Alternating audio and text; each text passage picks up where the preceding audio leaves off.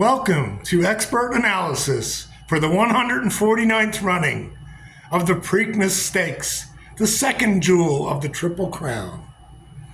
We know that Mystic Dan won the first jewel in Louisville, Kentucky, coming through on a railing with a wonderful trip, paying a nice price. I'm proud to say that I offered to you a beautiful key horse in Sierra Leone out of the 20 horses to key your bets around, and he did come second and just missed the winning mark by a tiny thing.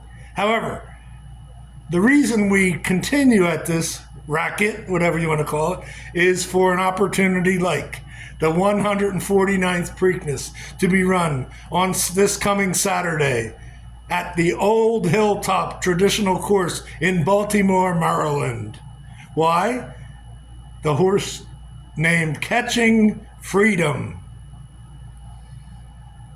Catching Freedom has a whole lot going for it, and guess what? Also is going to be nice odds because it's a thing we call pop out the top. There's so many other things that people are going to bet by conventional wisdom in this race, and just the Catching Freedom is going to fall under the radar just enough that you could literally do anything you want. Bet him to win, bet him to place, bet him to show. You want to make some money for Christmas for the kids, bet $100 to show on Catching Freedom. You'll be laughing all the way to the bank. You'll have about $300. Here's my recommendations for the race. Can you see that?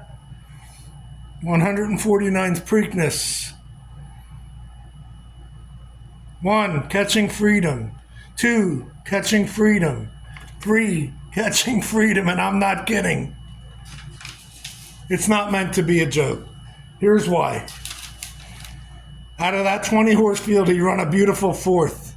Fourth in the old handicappers. Fourth place means he's ready to pop a big one.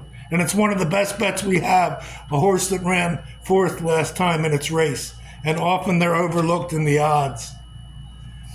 This horse is by Constitution. Constitution's an up-and-coming sire, stands for about $110,000, but he sold for $600,000, 6 times the basic marginal price for his father, and that's a really good sign. He's with a wonderful trainer. That's neither here nor there at this point. They all are. And also, he was the pick all spring of one of my favorite pickers. Her name's Christina Blacker. Her father's a great old jockey.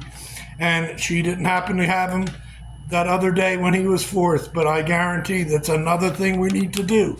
When we like the form of an animal, we stick with it. We've been at this a long time, often lifetimes, as in Christina and my case.